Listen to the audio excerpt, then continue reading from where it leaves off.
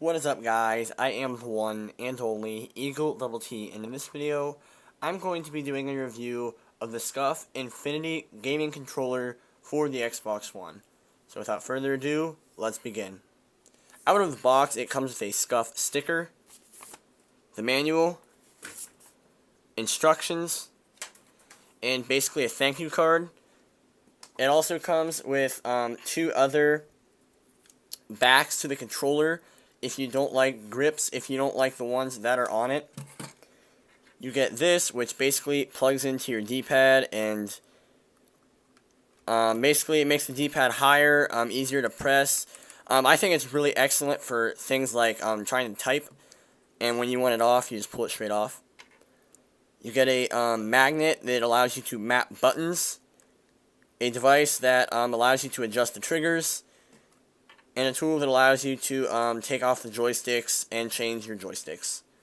This controller is better than a regular Xbox One controller in almost every way. The outside of the controller feels a lot more high quality, just everything about it. On the back, we have these very rubbery grips. They're pretty much just solid rubber with the Scuf logo etched into them everywhere.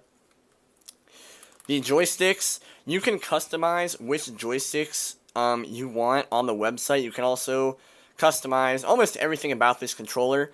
I got this controller for a set price of $170.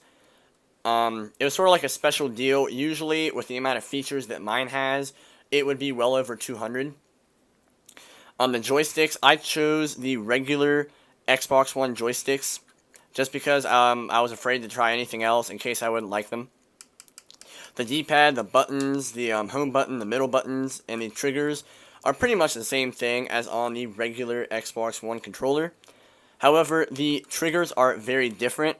What you can do is take this tool, you can plug it into this little hole right here, and you can turn it and adjust how far in your triggers go. So if you only wanted them to go in a little bit, you could adjust them to do that. Or if you wanted them to go in all the way, you could do that as well.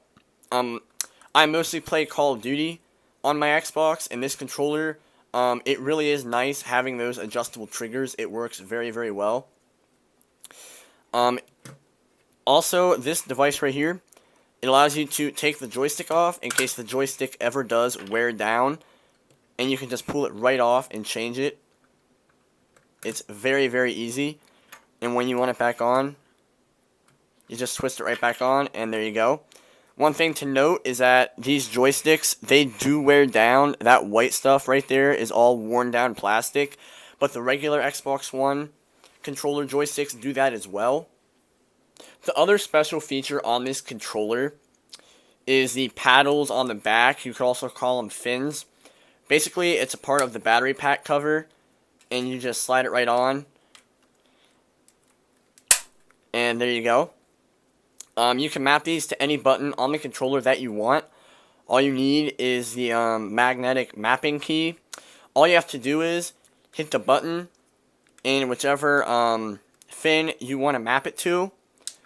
You would put this on it, release the bumper and the fin and the button that you want it mapped to, and it's instantly mapped. There's no software involved. It's very, very simple and hassle-free, and it works very, very well. Like I said, you can put on this little sort of like saucer on the D-pad, which I think works very, very well for things like typing, and it really is just nice to press overall. One thing to note is that certain battery packs, rechargeables, will not work on this controller. I had one that basically it required a special back with a hole in it, and all you had to do was set the controller on the charger and it charged because it was making contact with this. Well, there's no hole in this, and there kind of cannot be. So this, it will not slide over this because there's this bump here. So this battery pack will not work. I actually had to purchase a regular official Xbox branded battery pack to work that did not have that bump in it. That was just completely flat. That works fine.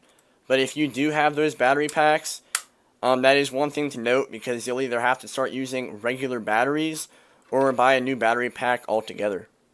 overall, I really don't have any negative opinions on this controller. It's very high quality, has a lot of great extra features that really make it worth your buck. I do think it is worth the $170 that I paid for it. I'm very happy with this purchase. I do recommend it to other people, especially if you're like really into games like Call of Duty, where you having this controller is really going to allow you to step up your game. It definitely has allowed me to step up mine. I am a better player now that I have this controller, because you can do things like map the A button to the back, and you'll never have to take your thumb off the joystick to hit A again or B. It's very convenient, and overall, I do highly recommend this controller, and I do think it is worth the money that I paid for it. If you enjoyed this video, please leave a like, subscribe if you have not, and comment if you have a Scuf controller or not. I am the one and only Eagle Double T signing off. Goodbye.